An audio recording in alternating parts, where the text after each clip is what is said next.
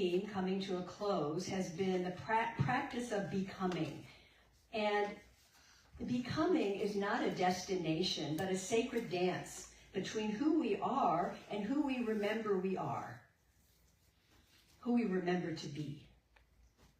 And it started with my Easter talk, way back, remember that? And the message was rolling away the stone. The stones of doubt, fear, worry, confusion, and being willing to rise up to a greater understanding of good and possibility. And then I talked about the path of presence, where we become more mindful of who we are becoming, and we use spiritual practices to support us. Saying yes to deep presence opens up a vibrancy of life within us. And last week, Reverend Lanny reminded us to get above the noise of the world and go deeper within. That was such a beautiful reminder about stillness and silence. So my talk today is, what's love got to do with it? Everything. Everything. A+. What's love got to do with it? Everything. Everything, yeah. I mean, truly, that's all I need to say. Well, I won't. What if love was a verb? Not a fleeting feeling, but a daily practice of who you truly are. So this month, again, we've been practicing the love prayer. It's so powerful. So how much do you practice love as a sacred path to your true divine revelation? At the Centers for Spiritual Living, we believe that love is a universal principle. It is the outpouring of the universal spirit through its desire to express itself as creation, says Ernest Holmes. Love is the impulse, and the law is the form that creation takes. So love is not just something we give and receive, it's our divine nature. And different spiritual practices and methods help to open us to that inner understanding, align ourselves with the consciousness of our true being, and to know, really know that love is more than a feeling, and that love heals blockages to open us to life. Let's affirm, I consciously practice love, and in that act, I reveal my true nature. Repeat after me. I consciously practice love. I consciously practice love. And in that act, I reveal my true nature. I reveal my true nature. Take a breath with that. So consciously, when we consciously think that and do that, we're taking a micro step to create fertile ground for love to blossom. Dr. Ernest Holmes said, in an intelligent study of the teachings of science of mind, we come to understand that all is love, yet all is law. Love rules through law.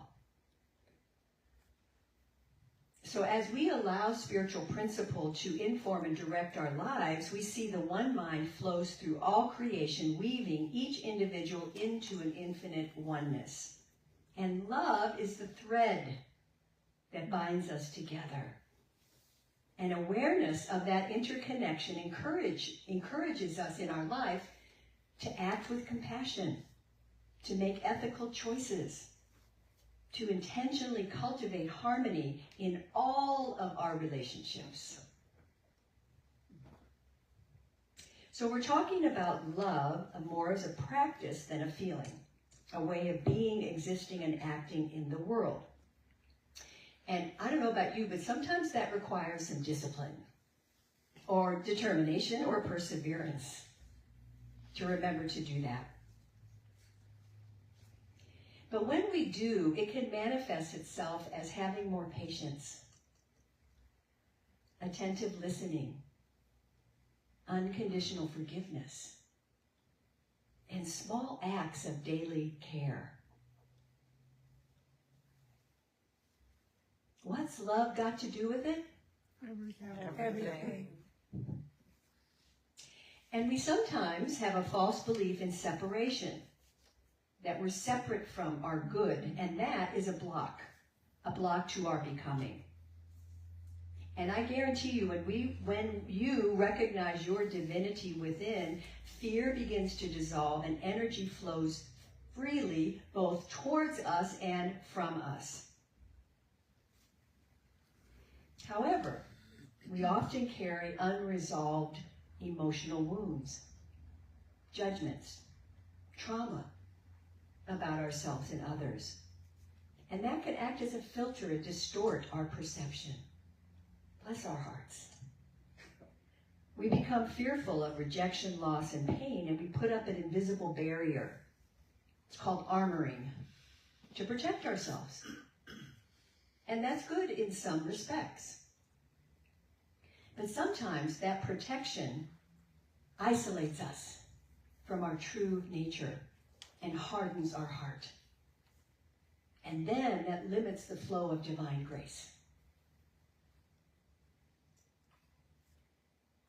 So what thoughts or wounds prevent you from fully opening yourself to receiving and giving love? Just think about that. And be gentle with yourself.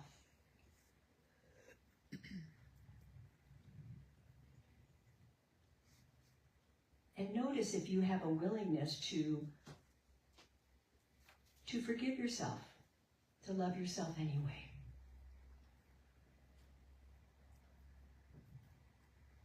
So sometimes, if you've never noticed, the mind gets trapped in the past or preoccupied with the future, and we can lose sight of the presence, where real presence emerges. So when we begin to let go of control or perfection, the natural flow of who we are will find its channel. But we have to make the decision to trust and be available, to see with new eyes, beyond the stories that we think define us. I make the decision to live in the flow of love. Let's say that. I make the decision to live in the flow of love. It's like giving yourself permission. Making a decision is really, really important. That's a really good affirmation in the morning, I think. Today, I make the decision to live in the flow of love, no matter what shows up. So, I'm going to read a little story from my Book of Awakening by Mark Nepo. He has a beautiful little reminder of something I think goes with this very well. It's called Outweighing Clouds. Some days I wake with a cloud around my heart, and it dulls everything. Yet just because I can't make it to the light today doesn't mean that the light has vanished. In truth, the heart, like the earth, is continually blanketed by ever-changing atmospheres that come and go between who we are and how we live our days. So faith, it seems, can be defined as the effort to believe in light when we're covered by clouds. And though it feels like the sun will never come again, the truth is it has never stopped burning its light. In fact, its heat and warmth is burning steadily right now on the far side of whatever cloud you are under. If we could only suspend our judgment when clouded in our heart. For many, skepticisms are born from conclusions drawn while unable to see, as if any kind of understanding will prevent the clouds from coming or going again and again. But no clouds last forever. The earth and all that grows from it knows this well. So does the heart and everything that grows from it, in spite of when we're in pain or suffering. Take a breath with that. And I invite you to just close your eyes for a moment and imagine the sky open and closing above you with clouds and with light.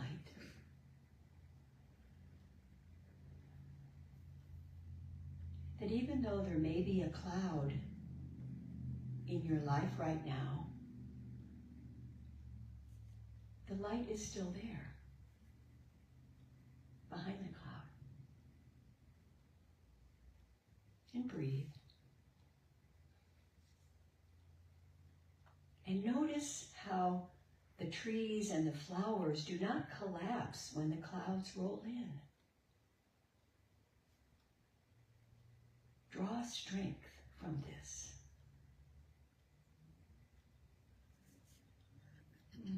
This too shall pass. And take a deep breath of gratitude and come back.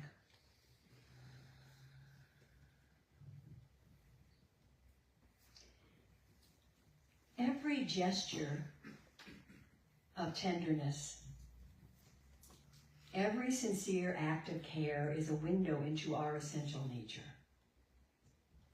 It's not something we acquire, but something we unveil as we transcend the layers of our ego, fear, and defensiveness.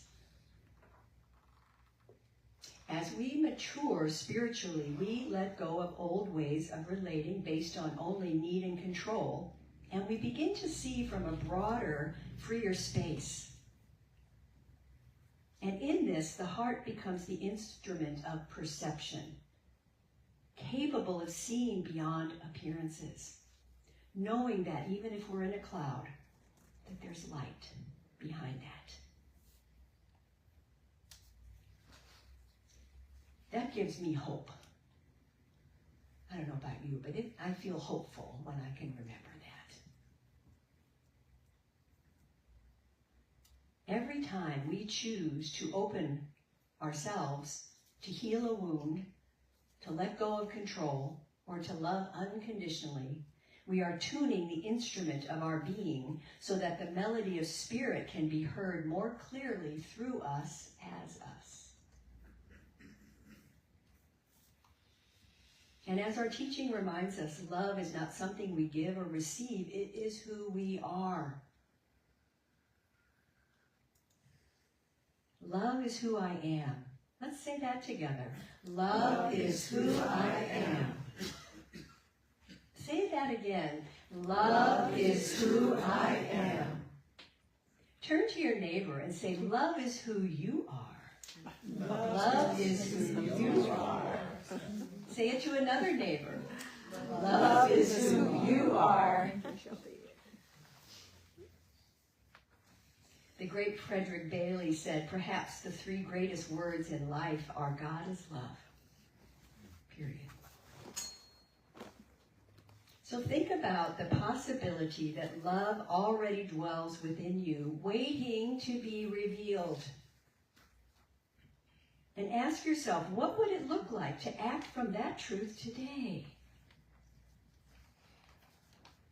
And then be willing to process any resistance you have with compassion. Imagine that every act of tenderness you choose is a seed planted on your path of becoming. Every time you act with kindness, patience, love. What's love got to do with it? Everything. The great Michael Beckwith said, emptiness is a gift. A cup is not useful unless it's empty. A bowl is not useful unless there's a hollow aspect to it. Emptiness allows you to be used more and more by life. When you empty yourself every day through prayer and meditation, you become available to the Spirit of the living God. You discover that in this emptying of the small self, there is fulfillment. You become God-fulfilled, and love takes over. Wow. So it is. Yeah. So we got to be empty and fill it up. Not with your fears, but with your love. Yeah. So I have a sacred assignment for everybody. If you could pass these out. Over here. Pass out, please, Pam. And Oh, thank you. everybody gets a sacred assignment today. Here's some more over here. Pass it behind you, too.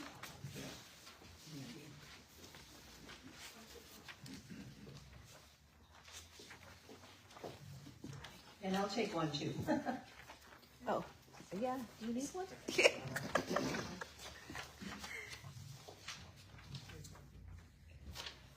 All right, so here's your sacred assignment, if you so choose. What did they used to do on Mission Impossible?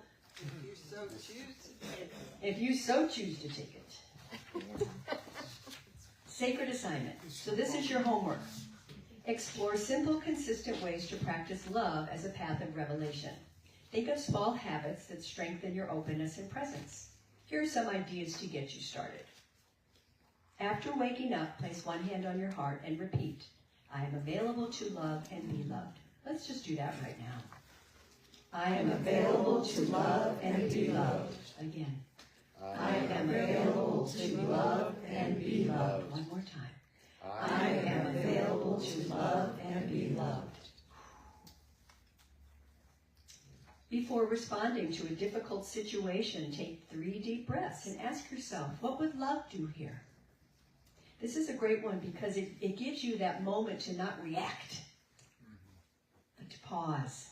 And just ask yourself that question and you will respond differently.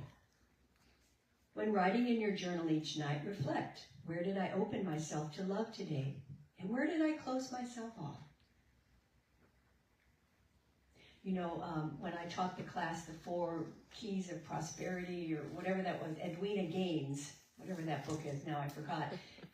One of her practices is for prosperity is forgiveness, practicing forgiveness every day. It's not a one-time thing and it's done. And she had a practice at night where she would say to myself, who did I close my heart to today? And an image might come to her of someone she had judgment about in the grocery store, or somebody that cut her off in traffic and she said something nasty. You know, those little things we want to pay attention to. And then she would bless them and ask for forgiveness for herself and them. So it was a way for her to kind of clean up at the end of the day. Yeah. Where did I open myself to love today, and where did I close myself off? Just to notice that. And then I like this one a lot. After every meaningful conversation, give thanks inwardly for the shared connection, regardless of the outcome. That's about gratitude, isn't it? Being grateful. So when you have a conversation with someone, just in your mind's eye, just bless them and be grateful. So powerful. So are you willing to do your sacred assignment? Yes. Absolutely. Oh, good. I'm so happy. And I will check in. I'm going to make sure you have. When I come back next week, we will make sure that you can share what happened in doing these. It's not only for you, but it's for the energy of everything around you, your family, your neighbors, your community, your country, the world, etc., etc. So let's take that into prayer. Just dropping into our sacred center, that place within us that has never been separate from its good. That place within each of us that is a light, a spark of the divine. Whole, perfect, and complete you are. It is from this place within me that I call forth the infinite spirit. I call forth Almighty God within me. I call forth that which is the spiritual truth, as I recognize the absolute magnificence of the one and only Creator. But I call God, the beloved Spirit, Holy One, infinite intelligence, divine mind, whatever name, it is one energy, one vibration, one love, one heart. And I'm grateful to know that each of us is unified and aligned with this power and presence. It is ours by divine inheritance. That we are each children of the Most High, each instruments in this divine symphony of life. And so I claim and know that love is vibrating at the highest level in each of us this week, that we are willing and able to open to a new idea about this thing called life. To let go of the lesser ideas and claim the greater ideas. Let go of the lesser, whatever they are, and claim the greater good. So I'm grateful to know that there is a shift in consciousness for each of us this week. There's a healing in the physical body, the mental body, the emotional body, the spiritual body. That there is a light, a love that is ever available, and we say yes to it. And we use that power and presence of God, of the divine. What would love do here? That's our mantra this week. And knowing and claiming that each of us is available to love and be loved, whatever that looks like. And so I'm grateful to speak this word of truth, and it is with absolute joy that I just let go of my word. I put it into the law, into the soil of the creative mind, knowing it is already happening on the unseen side of life. I let go, and I let God flow. And I invite you to join me in affirming, and so it is.